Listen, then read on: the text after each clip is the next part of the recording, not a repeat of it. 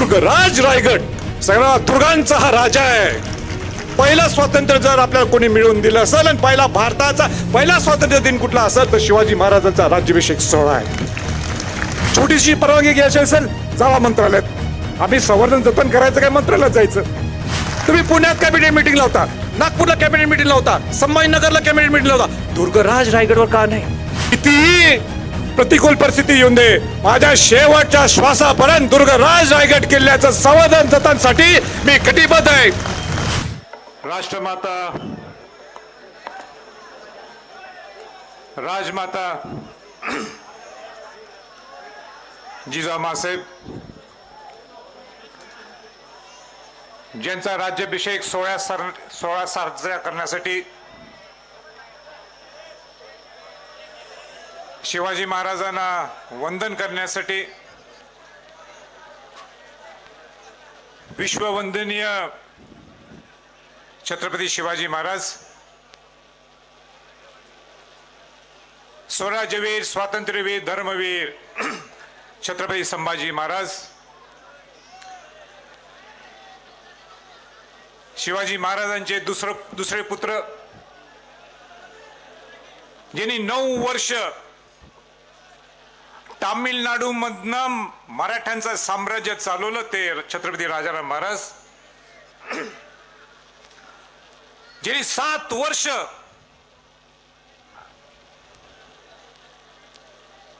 औरंगजेबशी लढा दिला आणि औरंगजेब हा मराठ्यांच्या मातीतच त्याला जिथं गाडलं गेलं, त्या छत्रपती ताराबाई महाराणी साहेब, राजश्री छत्रपती शाहू महाराज यांना वंदन करून, यांना अभिवादन करून आज शिवाजी महाराजांच्या शिवराज्याभिषेक सोहळ्यासाठी इथं आवर्जून इथं उपस्थित आमदारगण, जिल्हाधिकारी, प्रतिष्ठित सर्व नागरिक, सन्मान्य विचार मंच आणि सगळ्यात जास्त ज्यांचं नाव आपण घेणं गरजेचं आहे, आमच्या सर्वांच्या पेक्षाही ते इथं उपस्थित सर्व शिवभक्त बंधू भगिनींनो,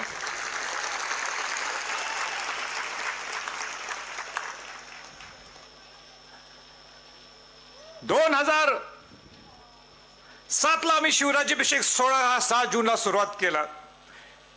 शेकडो शिवभक्त होते. 350वा शिवराज्याभिषेक दिन सुद्धा आपण जोरात जोमाने साजरा केला. आणि मी नेहमी म्हणायचं की शिवाजी महाराजांना वंदन करण्यासाठी जनसागर दुर्गराज रायगडला आलेलं आहे. पण मला असं वाटतं की आपण आता शब्द बदलू. हा जनसागर नाहीये, हा शिवसागर असं म्हटलं तर काही चुकीचं होणार नाही.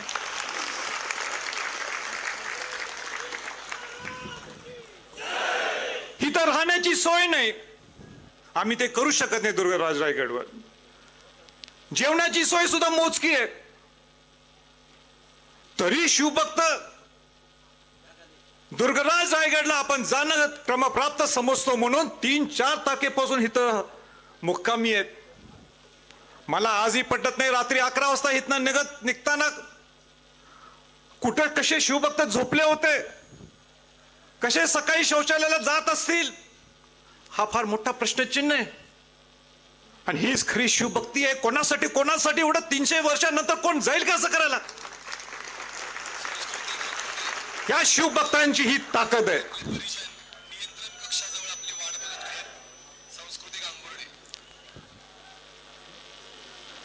आणि म्हणून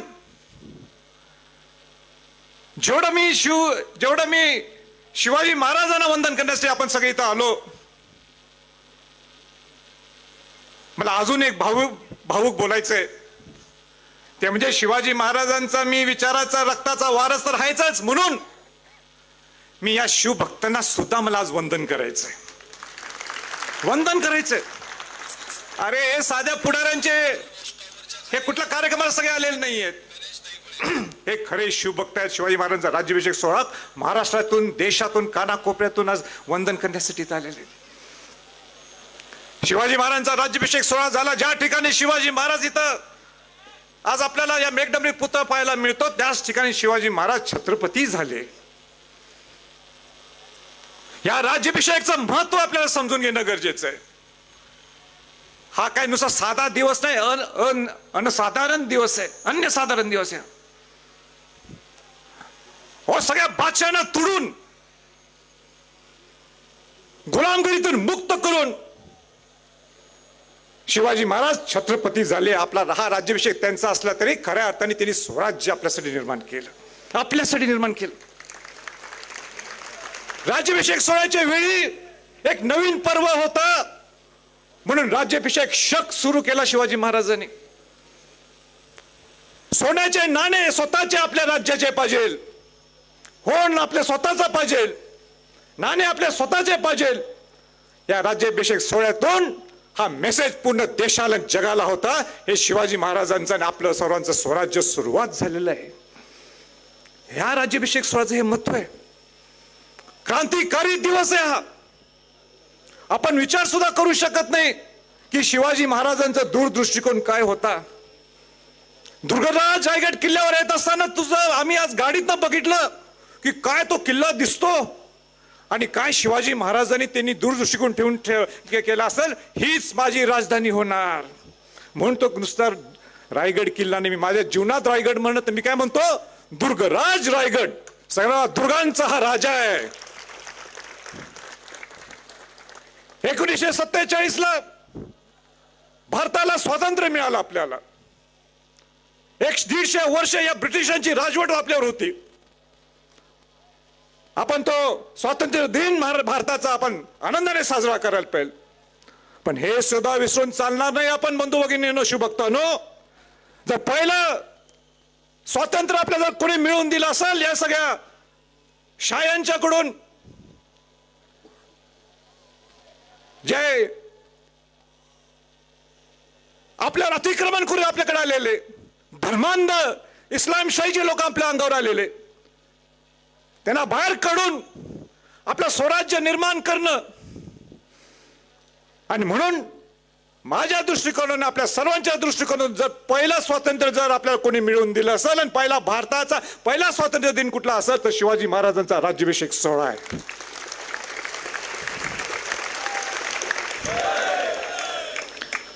पण स्वराज्य शिवाजी महाराजांनी जे आपल्याला दिलेलं आहे, काय होतं 350 वर्षाच्या अगोदर स्वराज्य आपलं, महिलांना सन्मान होता. एकही अत्याचार आपण ऐकलंय का? अत्याचार झाला तर शिवाजी महाराजांची. अमेरिकाचं स्वातंत्र्य कसं मिळालं ते ना, युरोपियन हिस्ट्री ते आपल्या इथे शिकवतात का केव्हा?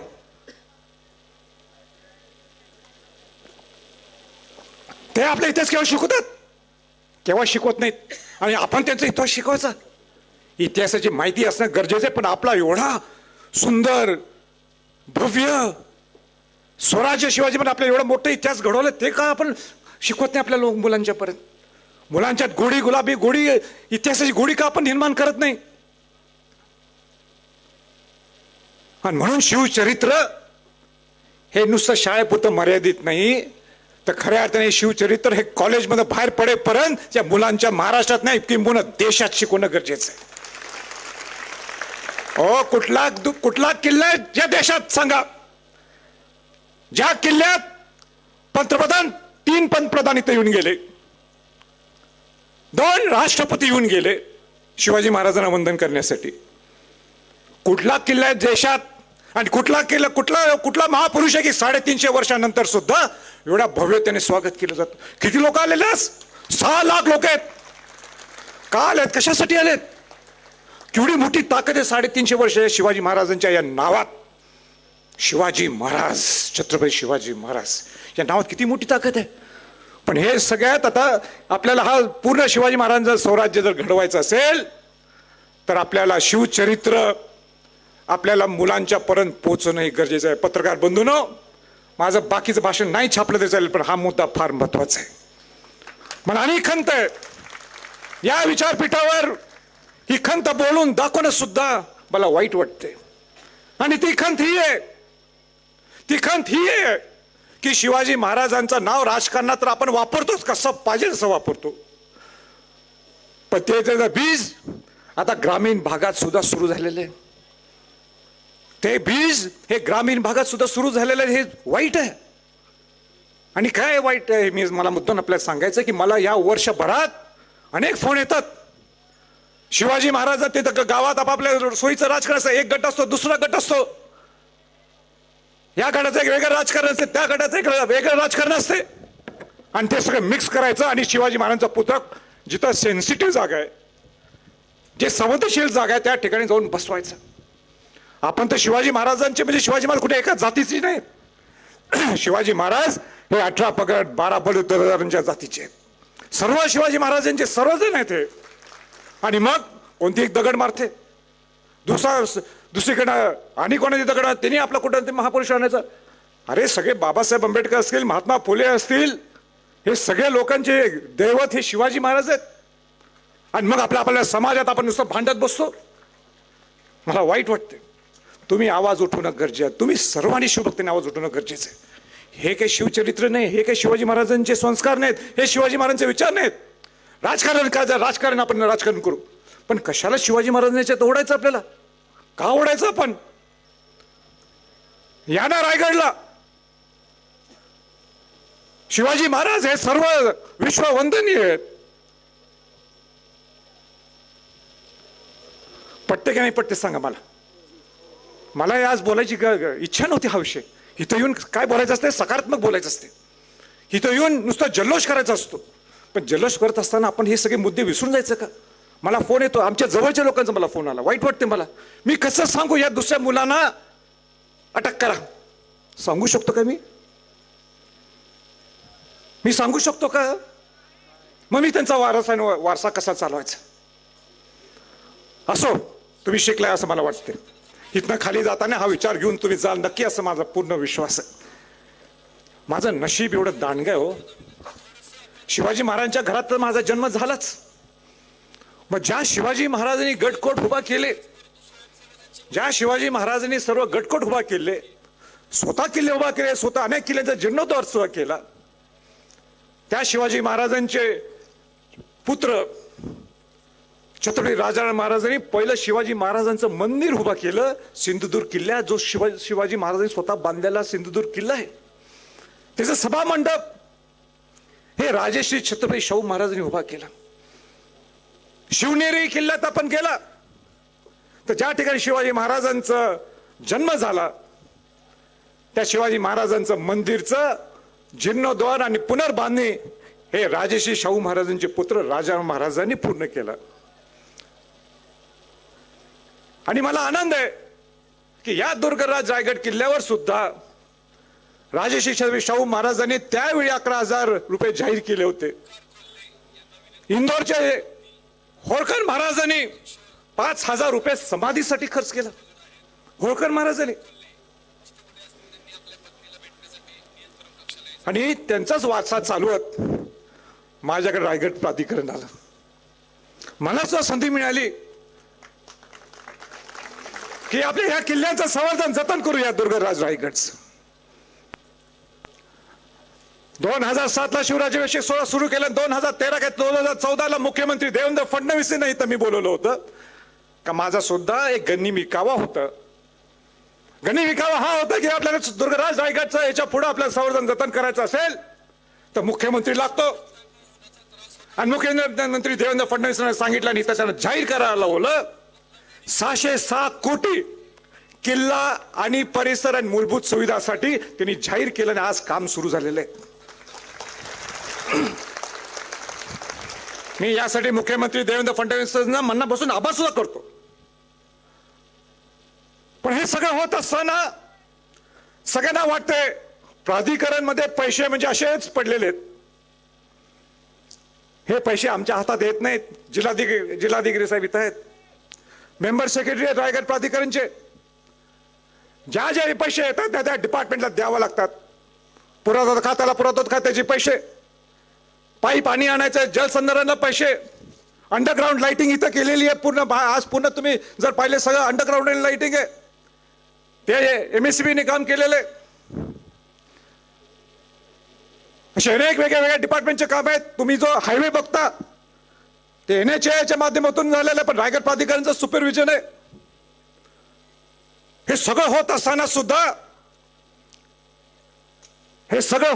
सुद्धा आम्हाला रायगड प्राधिकरणाला स्वायत्ता नाहीये. स्वायत्ता नाही म्हणजे काय?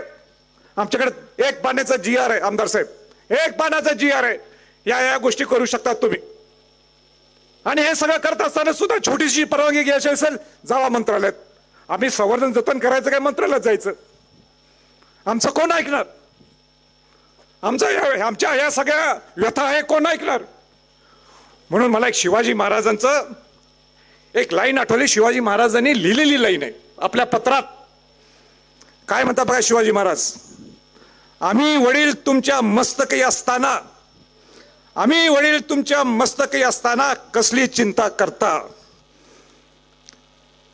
पराक्रमाचे तमाशे दाखवा. परत वाचतो बघा, समजून नाही का? आम्ही वडील तुमच्या मस्तकी असताना कसली चिंता करता, पराक्रमाचे तमाशे दाखवा.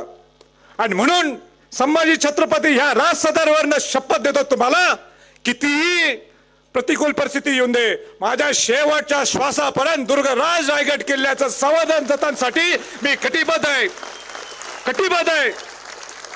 किती त्रास होऊन दे, किती कोण काय करून दे, पण हा पट्ट्या हाय गेले पट्ट्या जरा सांगा.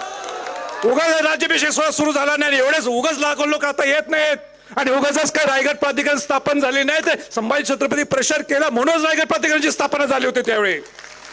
आणि म्हणून नदी सोडून जाणार नाही जिल्हाधिकारी साहेब, मी नाही जाणार जोपर्यंत दुर्गराज रायगड किल्ल्याचं पूर्ण संवर्धन जतन होत नाही. आणि त्यांना नको असेल मी इथं काम करणार.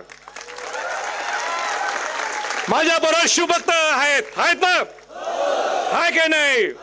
दुर्गराज रायगड किल्ल्यावर नुसतं राज सदरवर बसले नाहीत, पूर्ण होळीचा मैदान पासून जगदीश्वर मंदिर पर्यंत लोक आहेत.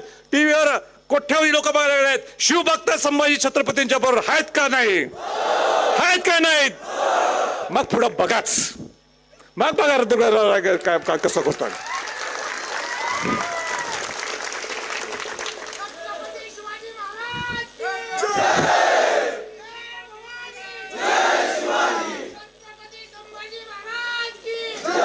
एवढं होऊन सुद्धा मी थांबलो नाहीये, एवढ्या अडचणी होऊन सुद्धा मी थांबलो नाहीये. मला मुद्दाम आपल्याला सांगायचे, थोडे काम आम्ही सुरुवात जे केले मला सांगायचे, थोडे म्हणजे बऱ्यापैकी झालेले आहेत, सगळे सांगत नाहीत पण महत्वाचे सांगतो. पायरी मार्गावर तुम्ही येता, 2500 पायऱ्या ह्या नवीन झालेल्या आहेत. सगळ्या जुन्या पायऱ्या काढल्या आणि तासलेले दगड आहेत, रेडीमेड दगड नाही ज्या इलानगरला मिळतात. तासलेले दगड आहेत, 50 किलोचा, पूर्वी 350 किलोचा दगड होता, आता 50 किलोचा दगड आहे. शास्त्रोक्त पद्धतीने बसवले आहेत. गुळ, चुना, बेलफळ, सुरकी ह्याचं मिश्रण करून एकूण एक दगड बसवलंय. त्या सगळ्या कामगारांचं सुद्धा मला मनापासून ते कौतुक करायचं.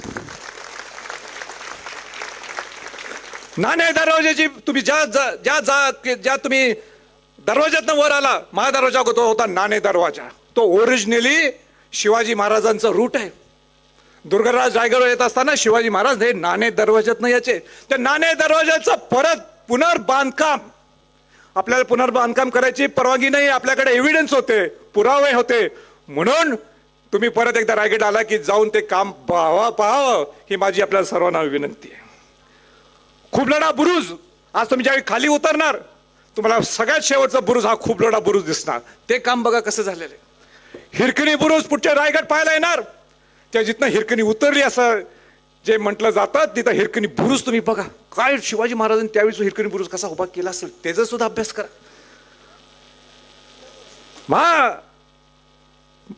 5 ते 7 तलावांचं संवर्धन चालू आहे.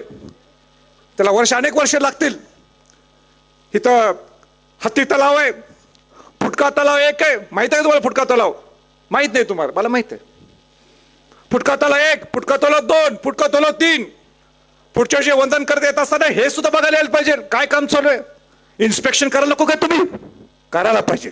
या बघा, राष्ट्रीय महामार्ग मी सांगितलं होतं NHAIच्या माध्यमातून पूर्वीचं टेंडर जो त्याला दिलं होतं तो कामच करत नव्हता, त्याला ब्लॅकलिस्ट करणार हा संभाजी छत्रपती आहे. ब्लॅकलिस्ट केलं आणि नवीन टेंडर काढलं आणि आज 250 कोटीचं काम पूर्णत्वास आलेलं आहे. तिथं मी थांबत नाहीये. पुढच्या वेळी ज्यावेळी तुम्ही येणार रायगडला, तुम्हाला तो सांस्कृतिक हायवे, एक हेरिटेज हायवे दिसतो. म्हणजे महाडमध्ये येत असताना तुम्ही ज्यावेळी पाचाड किंवा इथं हिरकणीवाडीच्या ठिकाणी पोहोचणार, तुम्हाला वाटणार अरे बाबा आपण ऐतिहासिक मार्गात आपण निघालोय. हा कुठला ऐतिहासिक मार्ग आहे हे सुद्धा तुम्हाला पुढच्या वर्षी. रोड आवडला ना तुम्हाला? किती सुंदर आहे, किती सेफ्टी. आता तुम्हाला 8 किलोमीटर गाडी थांबून तुम्हाला यावं लागते बसमधून. पण काय हे सगळं शक्य आहे? काय रोड तयार आहेत म्हणून. कित्येक अवशेष मी इथं बघितलं असेल. अनेक लोक अनेक ठिकाणी पुरातत्व खात्याच्या माध्यमातून सुद्धा त्याचं संवर्धन जतन झालेलं आहे. मी मागच्या वर्षी बोललो होतो की लाईट अँड साऊंड शो हा तयार आहे आपला. खरं म्हणजे हा लाईट अँड साऊंड शो आत्ता सुरू होणार होता, पण कोड ऑफ कंडक्ट लागल्यामुळं हे नवनिर्वाचित आमदार इथं आलेले आहेत. त्याचं नाव नंतर घेणार आहे मी. ते इथं आलेले आहेत आणि त्यांच्यामुळं आम्हाला त्याचं ओपनिंग करता आलं नाही. ते काय ते दुरुस्त करा बाबा काहीतरी. त्याच्यामुळे लोकांना लाईट अँड साऊंड शो बघायला मिळाला नाही. तो लाईट अँड साऊंड शो देशात तुम्हाला पाहायला मिळणार नाही तसा लाईट अँड साऊंड शो आहे. 360 डिग्रीचा आहे. 360 डिग्री. अहो बघा जर तुम्ही. त्या पुरातत्व खात्याला एवढीच माझी विनंती आहे की तर राहायला परवानगी देत नाही, पण या शिवभक्तांना हा लाईट अँड साऊंड शो बघायला मिळावा.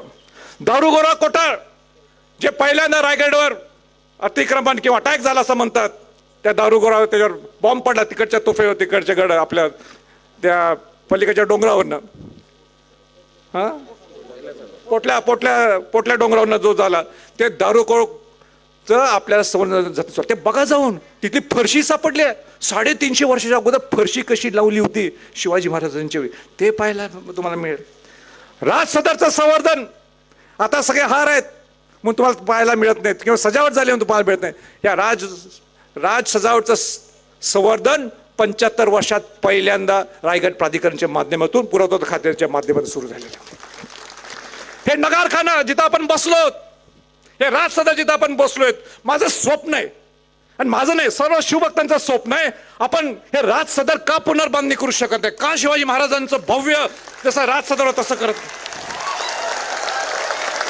आणि मला आठवतं की मागच्या भाषणात मी बोललो होतो मी काय ते करणार, मला लागणार या पुरातत्व खात्याच्या केंद्रात जाऊन वेळ पडले तर ठिया ठोकणार. आणि मला आनंदाने आपल्याला सांगायचं, हिथली अजून त्यांनी परवानगी दिली नाही, पण माझा नगारखाना एकमेव वास्तू आहे या दुर्गराज रायगड किल्ल्यावरती आपल्याला पाहायला मिळते. त्याच्यावरचं छत, हे छताचं काम हे पावसाळ्यानंतर सुरू होते. तर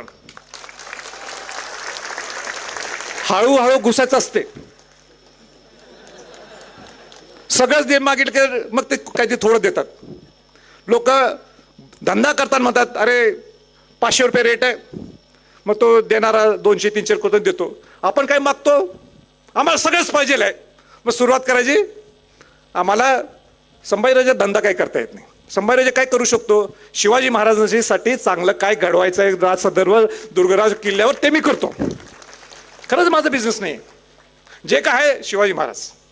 आणि म्हणून या नगारखान्यावर कौलारू छत येणार आहे.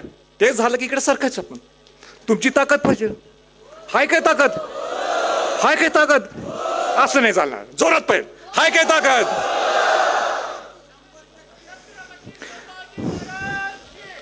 असे बरेच काम आहेत. मी सगळे जास्त वेळ घेत नाही, नाही तर सगळे म्हणणार रायगड प्राधिकरणचं सगळं सांगायला लागले. पण हे सांगणं क्रमप्राप्त मी समजतो. मी आज पण सांगत नव्हतो, पण तुम्हाला समजायला पाहिजे ना, ज्या दुर्गराज रायगड किल्ल्यावर तुम्ही आलात, तर या दुर्गराज रायगड किल्ल्यावर काय काय चालू आहे.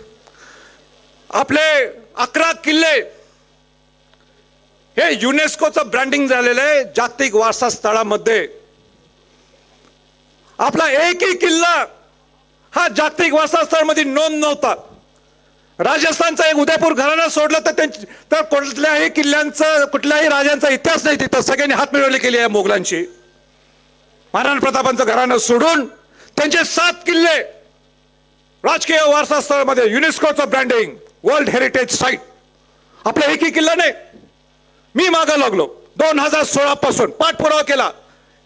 सगळ्या मंत्र्यांना, सगळे जे तज्ञ त्या लोकांना हेलिकॉप्टरमध्ये बसवलं का ते किल्ल्यात परत चालत फिरतील काही प्रश्नचिन्ह आहेत म्हणून हेलिकॉप्टरमध्ये फिरवून सांगले काय महत्वाचे आपले किल्ले हे देखणे नाहीत. आपले किल्ले हे लढलेले किल्ले आहेत.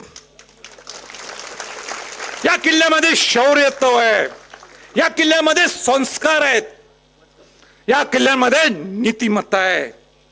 आणि म्हणून तुम्ही याला जागतिक वारसास्थळामध्ये नोंद व्हायला पाहिजेत. आणि 3-4 किल्ले मग पुरातत्व खाते विसरलं, ते मी त्यांना घालायला लावले. आणि मग पुढचं फिनिशिंग हे देवेंद्र फडणवीसांनी या सगळ्यांनी केलं. आणि आज 11 किल्ले जागतिक वारसास्थळामध्ये आहेत.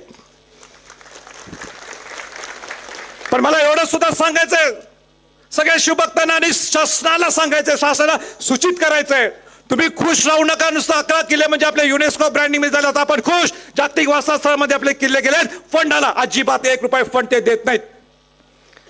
नुसतं ब्रँडिंग असते काही, नुसतं गुगल केलं जागतिक वारसास्थळामध्ये कुठले गेले तर आपले 7 येणार, आपले 11 येणार, राजस्थानचे 7 येणार, एवढंच. पण तुम्ही त्याचं संवर्धन जतन नाही केलं तर तुमचं नामांकितपणा सुद्धा जे तुम्हाला 11 किल्ल्यांना मिळालंय ते सुद्धा काढून घेण्यात येऊ शकते. हे माझी सरकारला सूचना आहे. धोक्याची घंटा आहे. पण असो, मी आता जास्त काही वेळ घेत नाहीये. पण मला इथं आमदार अभिजित पाटील आलेले आहेत, नवनिर्वाचित आमदार आमचे मित्र अनिकेत तटकरे आले आहेत, आमदार मंगेश चव्हाण आलेले आहेत. माझी आपल्या ठिकाणी विनंती, उगाच नाव घेतलं नाही तुमचं, मी माझा स्वार्थ आहे. या राज सदर कोणाचं नाव घेतलं जात नाही, कोणाचं नाव घेतलं जात नाही. मी सुद्धा निमित्त आहे. इथं तुमचं नाव घेतल्याच्यासाठी तुम्ही आलात, तुमचं कौतुक आहे. तुम्हाला शिवाजी महाराजांच्या नेहमी असतात, तुम्ही दरवर्षी येता. पण माझी इच्छा आहे की ठीक आहे, आमदार लोकांना, सिनियर लोक आहेत, त्यांना चढायला जमणार नाही किल्ला. मी चढलो तुमच्याबरोबर काल, पण जमणार नाही ते ठीक आहे. पण आला हे कौतुक आहे. पण इथं सगळ्या आमदारांनी यायला पाहिजे, सगळ्या खासदारांनी यायला पाहिजे, सगळ्या मंत्र्यांनी इथं यायला पाहिजे. आणि कॅबिनेट मीटिंग लावा ना, इथं लावा ना कॅबिनेट मीटिंग. तुम्ही पुण्यात कॅबिनेट मीटिंग लावता, नागपूरला कॅबिनेट मीटिंग लावता, संभाजीनगरला कॅबिनेट मीटिंग लावता, दुर्गराज रायगडवर का नाही? खरी सुरुवात तर आपली हित नाही. आपण आहोत तर या दुर्गराज रायगडच्या मुळा इथं आहे. आणि माझी ओळख तुम्हाला काय माहित आहे का? माहित आहे तुम्हाला माझी ओळख काय? नाही माहित. तुम्हाला एवढंच माहित आहे की हा शिवाजी महाराजांचा वंशज आहे. माझी मी पुन्हा महाराष्ट्रात ज्यावेळी फिरतो त्यावेळी लोकांना माहित नाही हा काय खासदार होता का, हा काय सामाजिक कार्य करतो हे माहित नसते लोकांना. लोकांना इतकंच माहित आहे की 2007 ला शिवराज्याभिषेक सोहळा सुरू केला 6 जूनचा. लोकांना इतकंच माहित आहे की ज्या ठिकाणी शिवाजी महाराज छत्रपती झाले, ज्या ठिकाणी शिवाजी महाराजांचा राज्यारोहण झाला, राज्याभिषेक करून घेतला, ज्या ठिकाणी शिवाजी महाराजांनी सांगितलं माझं स्वराज्य काय आणि हे स्वराज्य माझं नाही, हे स्वराज्य तुमच्यासाठी आहे, म्हणून 350 वर्षानंतर सुद्धा आपण त्याचा राज्याभिषेक सोहळा साजरा करतो. तो पुतळा जो आपल्या इथं आपल्याला मागे दिसतो हा छत्रपती संभाजीराजे या सर्व शिवभक्तांनी बसवलाय. ही माझी ओळख आहे, ही माझी ओळख आहे. आणि मला अभिमान आहे, मला अभिमान आहे. माझ्या शेवटच्या क्षणात मी ज्यावेळी वर जाईन माझी ओळख हीच राहायला पाहिजे की या संभाजीराजांनी प्रयत्न केला या राज सदरवर, ज्या ठिकाणी शिवाजी महाराज छत्रपती झाले त्या ठिकाणी आपण पुतळा बसवायला मला संधी आणि सर्व शिवभक्तांना संधी मिळाली. आणि मी आज लांबलेलं भाषण थांबवायचा मी प्रयत्न करतो, संपवतो जाता की मला राहत नाही की मला तुम्हाला वंदन करण्यासाठी मी आज इथं उभा आहे. वंदन म्हणतोय, वंदन शिवभक्तांनो. काय कुठल्या परिस्थितीत, कशा प्रतिकूल परिस्थितीत तुम्ही कसं राहता हो. मला काय राहायची इच्छा होते तुमच्या बाजूला. काय मागच्या मी बोललो होतो माझ्या भाषणात, माझ्या आमच्या सगळ्या निकटवर्ती सगळ्यांनी सांगितलं राजे तुम्ही आलात आणि सगळं खोळंबा उडवली तर आम्हाला त्रास वाढेल, म्हणून तुम्ही जिथं राहिलाय खाली तिथं निघून जावा. काय म्हटले? निघून जावा, थांबू नका इथं म्हटले. पण तुम्हाला सलाम आहे कलेक्टर साहेब, कौतुक आहे शिवभक्तांना, कौतुक आहे, काय बोलायचं. आणि त्याच्यासाठी एकदा तुम्हाला सर्वांसाठी शिवभक्तांसाठी जोरात टाळी आवाज आहे.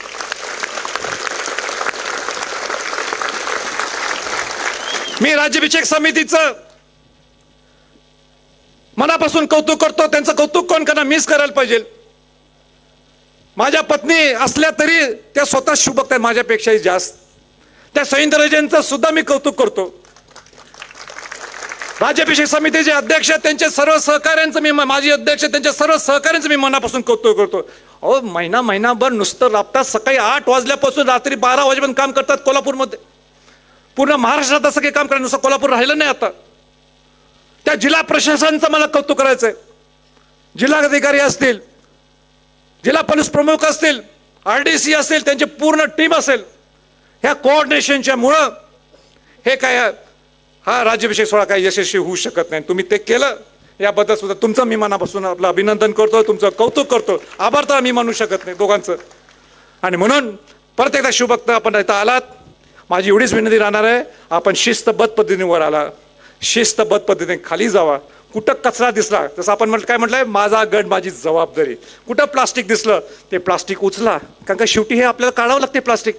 सगळे अनेक संघटना येतात, रायगड प्राधिकरण थोडाफार हात लावतोय, पण सगळे अनेक संघटना येतात आणि हे सगळा कचरा काढतात. म्हणून कचरावर राहू नये एवढीच माझी हात जोडून विनंती आहे. सुखरूप जावा, घरी पोचा. हे पुढचा महिनाभर विचार करा आपण काय काय केलं. हे शिवराज्याभिषेक सोहळा आपण शिवाजी महाराजांना कसं आत्मचिंतन करायला पाहिजे, आपण शिवाजी महाराजांचं सारखं कसं राहू शकतो, कसं वागू शकतो, कसं त्यांच्यासारखं मोठं होऊ शकतो. मी तसं करतो तर तुम्ही का करू नये.